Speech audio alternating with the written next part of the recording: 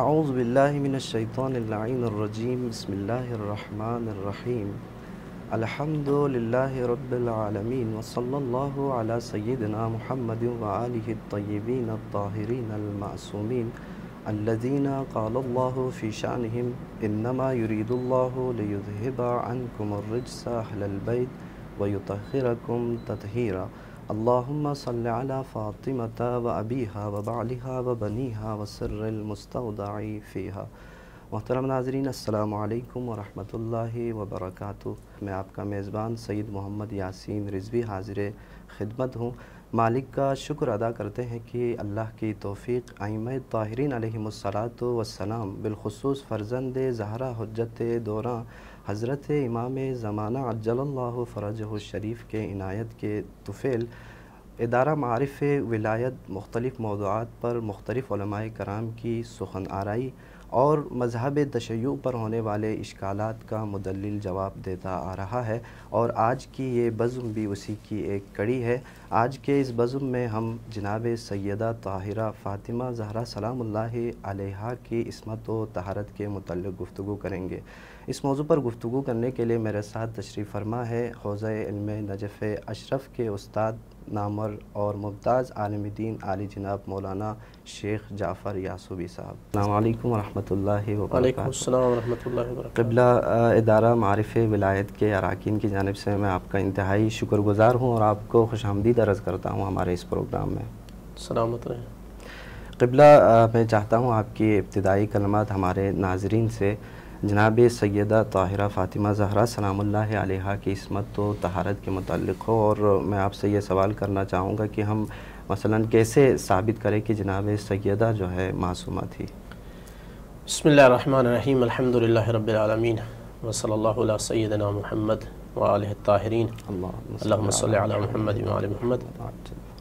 حقیقتاً یہ ہے کہ مجھے چاہیے کہ میں معارف ولایت کے برادران جو ہے ان کے کا شکر گزار ہو جاؤں کہ انہوں نے موقع دیا ہے کہ میں جو ہے کچھ لب کشائی کر سکوں جناب سیدہ طاہرہ کی عصمت کے حوالے سے، چونکہ آج کل یہ موضوع بہت زیادہ ڈسکس کیا جا رہا ہے۔ بعض نے یہاں تک جرأت کی ہے کہ جناب سیدہ مثلاً اپنے فلاں مطالبے میں فلاں بات میں عیاذ باللہ وہ غلطی پہ تھیں، تو یہاں یعنی فیصلہ جو ہے وہ اسی بات سے ہو جاتا ہے کہ جناب سیدہ معصومہ تھیں، اور معصوم جو ہے وہ اس طرح کی غلطی قطع نہیں کر سکتا کہ وہ کسی کا مال جو ہے ناجائز جا کر اس کا مطالبہ کرے اور اپنے لیے لینا چاہے۔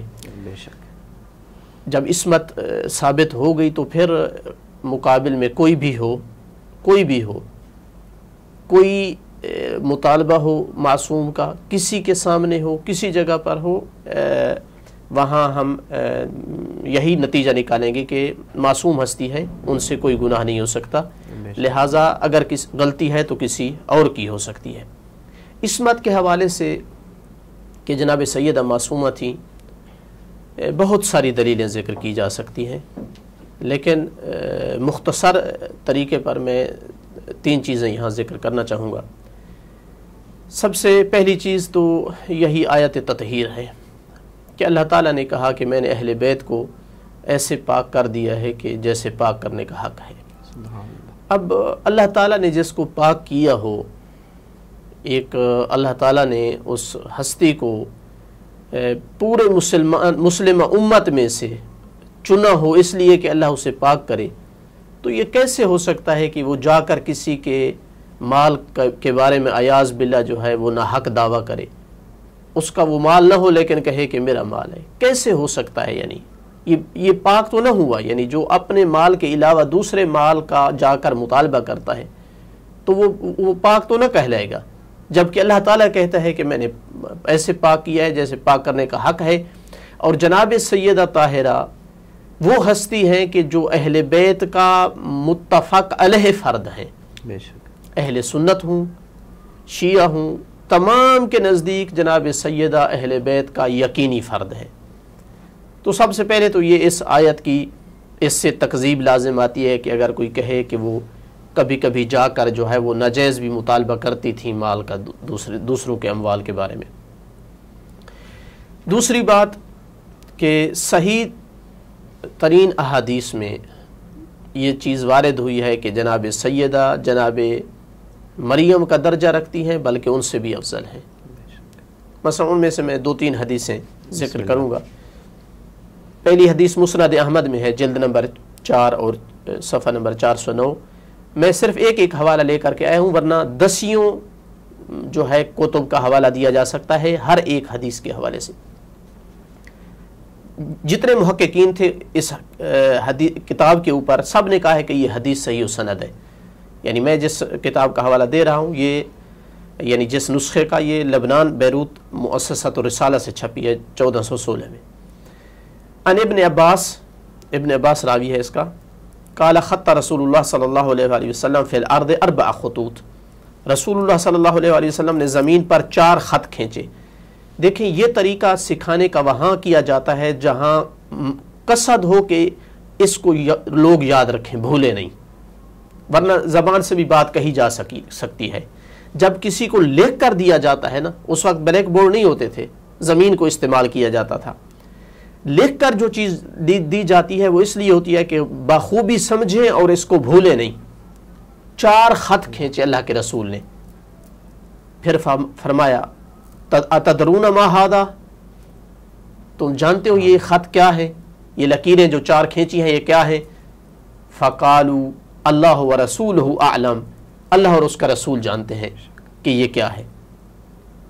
فقال رسول اللہ صلی اللہ علیہ وآلہ وسلم، یہ تمہید باندھنے کے بعد آپ نے فرمایا افضل نساء اہل الجنہ خدیجہ بنت خویلد، فاطمہ بنت محمد، و آسیہ بنت مزاحم امرأۃ فرعون، و مریم ابنت عمران۔ 4 خواتین یہ افضل نساء اہل الجنہ ہے۔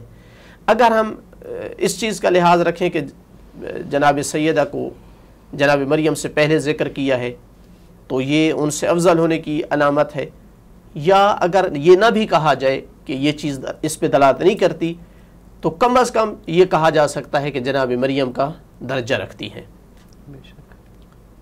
دوسری حدیث وہاں سے ثابت ہوتا ہے کہ نہیں، ان سے افضل ہیں۔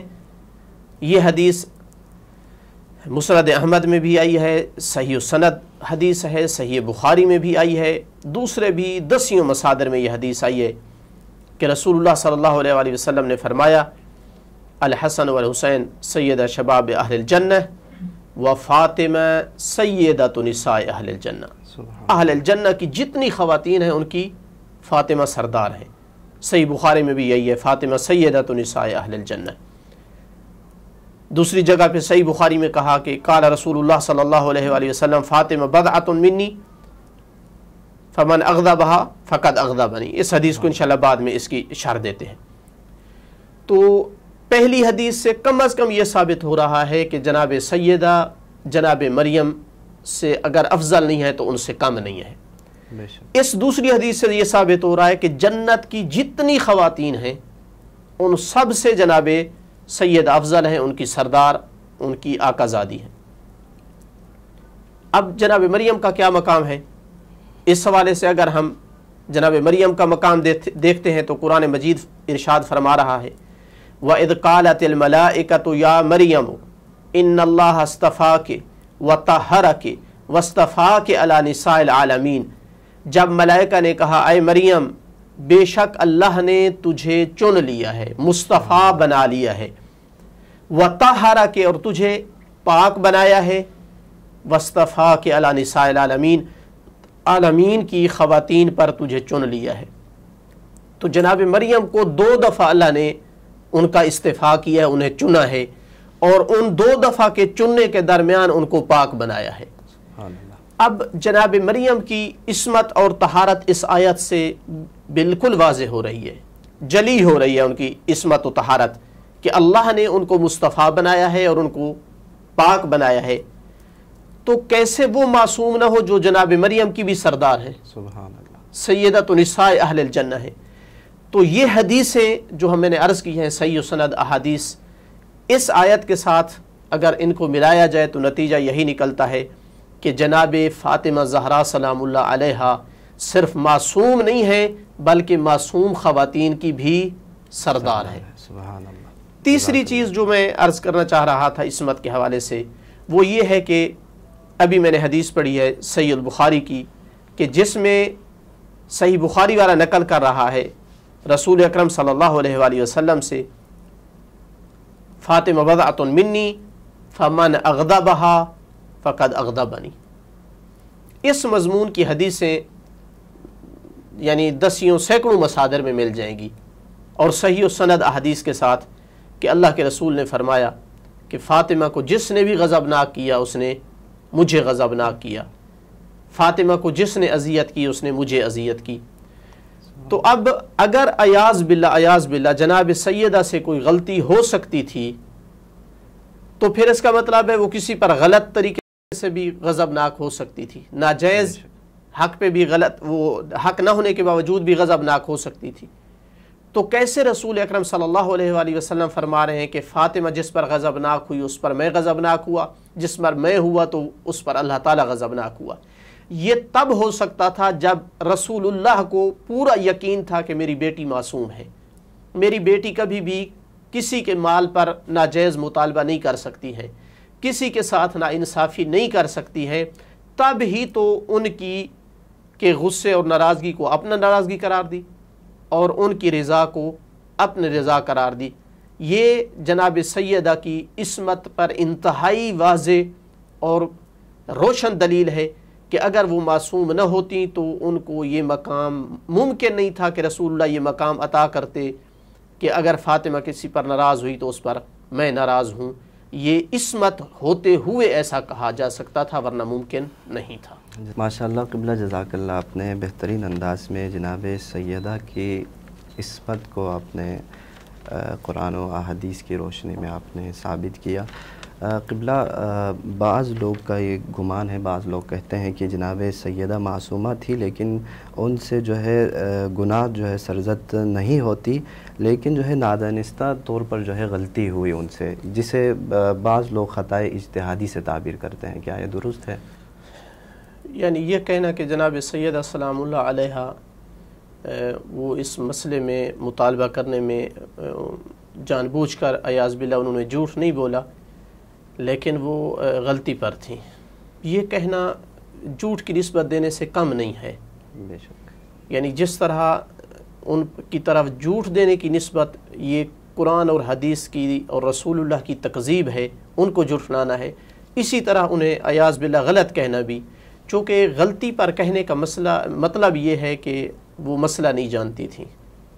اب میراث کا مسئلہ کہ انبیاء کی میراث ہوتی ہے یا نہیں ہوتی، یہ یعنی اہم ترین مسائل میں سے ہے اسلام کے. جو خاتون میراث کا ایک مسئلہ نہیں جانتی ہے، کیسے اللہ تعالیٰ نے انہیں یعنی جنت کی تمام خواتین کی جو ہے وہ سردار قرار دیا ہے؟ کیسے ایسی خاتون کو اللہ نے پاک ہونے کا ان کا اعلان کیا ہے باوجود اس کے کہ وہ چھوٹے سے مسائل سے وہ جو ہے نابلد تھیں؟ اصلاً یہ کہنا یعنی ٹکراتا ہے قرآن مجید کی ان آیات کے ساتھ اور جناب سیدہ کو جو مقام دیا گیا اس مقام کے ساتھ. یعنی وہ لوگ تو جانتے تھے کہ جو کبھی قرآن کی فلاں آیت کا معنی ان کو نہیں آتا، کبھی فلاں معنی نہیں آتا، کلالہ کا کیا معنی ہے، فاقہۃ و ابا کا کیا معنی ہے، بڑا عرصے تک یعنی ایک ایک لفظ جو ہے کتنی بار کہنا پڑتا تھا ان کو کہ لولا علی لہلک فلان. جبکہ جناب سیدہ جن کی عصمت و طہارت کی قرآن نے گواہی دی، کہ جن کے مقام کی اللہ کے رسول نے گواہی دی، وہ اس مسئلے کو نہیں جانتی تھی. کیسے ہو سکتا ہے اصلاً؟ پھر یہ یہاں تک نہیں رکے گا کہ یہ جناب سیدہ کی ایاز باللہ ان کا خطا تھی. یہ تو رسول اللہ صلی اللہ علیہ وسلم پہ بھی حرف آتا ہے کہ یہ مسئلہ وہ مسئلہ تھا جس کا تعلق یا رسول خدا سے تھا یا جناب سیدہ سے تھا. چونکہ میراث ہونی تھی تو رسول اللہ کی ہونی تھی اور جس نے وارث بننا تھا وہ جناب سیدہ نے بننا تھا. تو یہ کیسے ممکن ہوا کہ 23 سالہ اپنی زندگی میں دوسرے مسلمانوں کو تو چھوٹے چھوٹے مسائل بتاتے رہے کہ اگر کسی کو تھوڑا سا جلد پہ نا کوئی اگر زخم لگا دے تو اس کی اتنی دیت ہے، یا یوں کہوں اتنا تو بتاتے رہے کہ اگر واش روم میں بیت الخلاء میں جاتے ہیں تو وہاں پہلے دایاں پاؤں رکھنا ہے یا بایاں پاؤں، لیکن اپنی بیٹی کو اتنے تک نہیں بتایا کہ میری کوئی میراث بھی ہوگی یا نہیں. تو کیا خیال ہے, یعنی رسول اکرم صلی اللہ علیہ وآلہ وسلم پر یہ حرف آتا ہے یا نہیں کہ ایاز باللہ انہوں نے کوتاہی کی ہے, اپنی بیٹی کو یہ مسئلہ جو ان سے تعلق رکھتا تھا ان کو نہیں بتایا, لیکن دوسرے مسلمانوں کو بتا دیا جن کا اس مسئلے سے کوئی تعلق نہیں تھا. یہ باپ اور بیٹی کے درمیان کا معاملہ تھا کہ میراث ہونی ہے یا نہیں ہونی. پھر صرف رسول خدا صلی اللہ علیہ وسلم پہ حرف نہیں آتا, مولا علی علیہ السلام پہ حرف آتا ہے, کیونکہ جناب سیدہ سلام اللہ علیہ جب مطالبہ کرنے کے لیے جا رہی تھی تو گھر سے باہر جا رہی تھی, اور خاتون اسلام کے قوانین میں سے ہے کہ شوہر کی اجازت کے بغیر ایک قدم باہر نہیں رکھ سکتی ان کے گھر سے. حتیٰ روایات میں ہے کہ اپنے بابا کی ذریح اقدس کی زیارت کے لیے جایا کرتی تھی تو مولا علی علیہ السلام سے اجازت لیا کرتی تھی. اب جب فدق کا مطالبہ کرنے جا رہی تھی تو مسلمانوں سے میں سوال کروں گا کہ کیا مولا علی علیہ السلام سے اجازت لی تھی یا نہیں لی تھی؟ اگر ایاز باللہ نہیں لی تھی تو اس کا مطلب ہے کہ جناب سیدہ کو پھر آپ گناہگار کہنا چاہتے ہیں اور آیات تطہیر کو جھٹلانا چاہتے ہیں. اور اگر اجازت لے کر کے گئی ہیں تو کیا مولا علی علیہ السلام بھی مسئلے کو نہیں جانتے تھے جس طرح آپ نے جرأت کرتے ہوئے یہ کہا ہے کہ جناب سیدہ مسئلے کو نہیں جانتی تھی؟ مولا علی علیہ السلام کو کیسے کہیں گے کہ وہ نہیں جانتے تھے, جبکہ رسول اللہ صلی اللہ علیہ وآلہ وسلم تو آخر حیات تک فرماتے رہے تھے کہ اقضاکم علی, تم میں سے سب سے زیادہ واقع کے مطابق احکام اسلامیہ کے مطابق جو فیصلے کر سکتا ہے وہ علی کی ذات ہے. انا مدینۃ العلم وعلی بابھا, جو میں علم کا جو شہر ہوں, میرا دروازہ علی ہے. تو اس کا مطلب ہے کہ جناب سیدہ اگر گئی ہے تو علی علیہ السلام کی اجازت سے گئی ہے, اور علی علیہ السلام نے اجازت دی ہے تو اس کا مطلب ہے کہ وہ مسئلہ جانتی تھی اور مسئلہ شریعت میں ایسے ہی تھا جیسے جناب سیدہ سلام اللہ علیہ نے پیش کیا ہے. تو لہٰذا ان کو خطا پر کہنا, یعنی جس طرح کہا جاتا ہے کہ ہوش کے ناخن لینے چاہیے, اس سے رسول اکرم صلی اللہ علیہ وسلم پہ حرف آ رہا ہے, اس پر مولا علی علیہ السلام پر حرف آ رہا ہے. اور پھر اگر وہ خطا پہ تھیں تو دوسرے مسلمانوں کو کیوں نہیں اس مسئلے کا علم ہوا کہ مسئلہ تو یہ تھا جو خلفاء نے پیش کیا ہے. جناب سیدہ ایاز باللہ خطا پہ تھی, جبکہ کتنے سو سال تک یہ فدق کا مسئلہ مسلسل جاری رہا. 7 مرتبہ تاریخ میں ہے, 7 مرتبہ اس فدق کو لوٹایا گیا. بنی ہاشم کا حق سمجھ کر کسی کو ترس آتا تھا تو فدق کو لوٹا دیتا تھا, پھر اگلا بادشاہ آتا تھا تو چونکہ جاگیر بہت بڑی تھی تو وہ اس کو لالچ ہوتی اور واپس لے لیتا تھا. ان میں سے معروف ترین واقعہ عمر ابن عبدالعزیز کا ہے کہ اس نے جو ہے وہ فدق کو واپس کیا تھا. تو یہ سارے غلطی پہ تھے. خود مولا علی علیہ السلام اور جناب عباس جو ہے یہ بھی گئے ہیں خلیفہ ثانی کے دور میں کہ یہ فدق ہمارا بنی ہاشم کا حق ہے, ہمیں واپس کیا جائے. تو رسول اللہ صلی اللہ علیہ وآلہ وسلم کو ایاز باللہ ان کو بھی غلطی پہ کہنا پڑے گا, امیر المومنین علیہ السلام کو غلطی پہ کہنا پڑے گا, جناب سیدہ کو غلطی پہ کہنا پڑے گا, دوسرے بنی ہاشم کو جو فدق کو واپس کرتے رہے سب کو. اور پھر اگر سب کو تو غلطی پر کہنے کے لیے تیار ہے تو پھر تیرے اسلام پر سلام ہو. جزاک اللہ قبلہ, بہت شکریہ آپ کا. قبلہ اگر جیسے کہ آپ نے بیان کیا کہ اگر ہم ان کو جو ہے اگر ہم یہ سمجھتے ہیں کہ نعوذ باللہ جناب سیدہ جو ہے خطا پر تھی تو یہ فعل رسول پاک صلی اللہ علیہ وآلہ وسلم کی سیرت یا ان کی زندگی کے کسی بھی پہلو پر اثر انداز ہوگا؟ 2 طرح سے یہ مسئلہ ڈائریکٹ رسول خدا صلی اللہ علیہ وآلہ وسلم پر اثر انداز ہے. پہلا اس حوالے سے جو میں عرض کر چکا ہوں کہ اگر کوئی یہ جرأت کرتا ہے کہ یہ کہے کہ جناب سیدہ کو ان مسائل کا علم نہیں تھا تو یہ تربیت میں کوتاہی ہے. ایک عام سمجھدار باپ, دیندار باپ جب اپنی اولاد کو سکھاتا ہے مسائل میراث کے کہ میں جب جاؤں گا تو آپ کی میراث اس طرح تقسیم ہوگی, یہ ظالم انسان یہ کہنا چاہتا ہے کہ رسول اکرم صلی اللہ علیہ وسلم نے ایاز باللہ کوتاہی کی اور اپنی بیٹی کو نہیں بتایا کہ میراث ہماری ہوگی یا نہیں ہوگی. تو سب سے پہلا ڈائریکٹ حملہ رسول خدا صلی اللہ علیہ وسلم پر یہ ہے. دوسرا یہ اس طرح سے بھی حرف آئے گا کہ اگر ان کی بیٹی ایاز باللہ یعنی مجبوری ہے ہمیں یہ لفظ کہنے پڑتے ہیں ورنہ زبان میں جرأت نہیں ہے کہ یہ کہا جائے, ایاز باللہ اگر ان کو پتہ تھا کہ میری بیٹی کسی کے پاس جا کر ناجائز حق کا مطالبہ کر سکتی ہے تو کیوں ان کو یہ معیار دے رہے ہیں کہ اگر ان کو کسی نے اذیت کی تو اس نے مجھے اذیت کی، اگر کسی نے ان کو خوش کیا تو اس نے مجھے خوش کیا، اگر کسی نے ان کو غضبناک کیا تو مجھے غضبناک کیا؟ کیوں اپنے ساتھ اتنا جوڑ رہے ہیں؟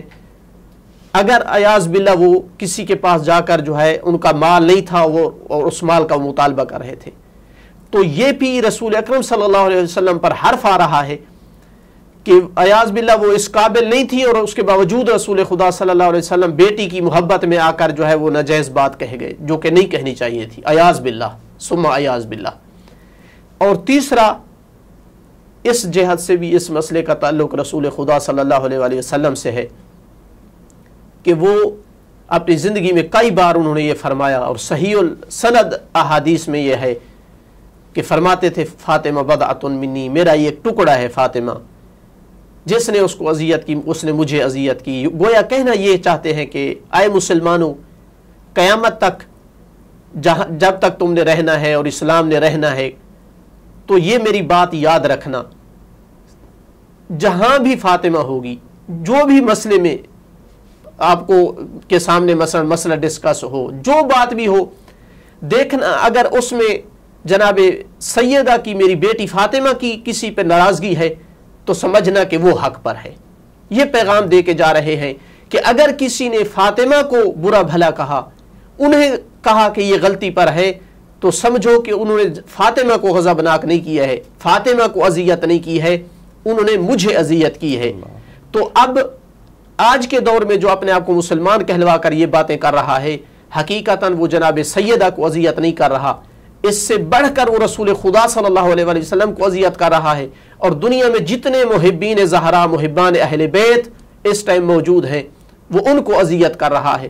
تو آخر پہ میں یہی کہوں گا کہ اے مسلمانوں، تمہاری مرضی، جس کے ساتھ ہو جاؤ، ہم تو کبھی بھی اس بات پہ سودا نہیں کر سکتے کہ ہم ہمیشہ ان ہستیوں کے ساتھ رہیں گے کہ جو ہستیاں مباہلے میں آ کر جنہوں نے اسلام کی صداقت کی گواہی دی تھی، جنہوں نے اعلان کر کے بتایا تھا کہ یہ وہ ہستیاں ہیں، اللہ نے اعلان کیا تھا کہ یہ وہ ہستیاں ہیں جن کے مقابل آنے والا جھوٹا ہوگا۔ کونوا مع الصادقین، قرآن مطالبہ کر رہا ہے مسلمانوں ہمیشہ سچوں کے ساتھ ہو جاؤ۔ تو ہم تو ہمیشہ ان کے ساتھ رہیں گے جن کو قرآن نے سچا کہا ہے، جن کا میدان مباہلہ جن کی سچائی کی آج تک گواہی دے رہا ہے۔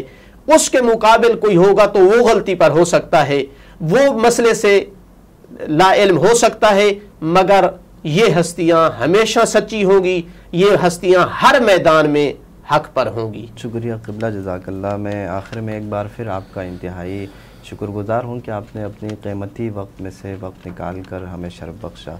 محترم ناظرین، اسی کے ساتھ آج کی یہ نشست اپنی اختتام کو پہنچی۔ مجھ یاسین رضوی کو یہیں پر اجازت دیجیے۔ اللہ حافظ۔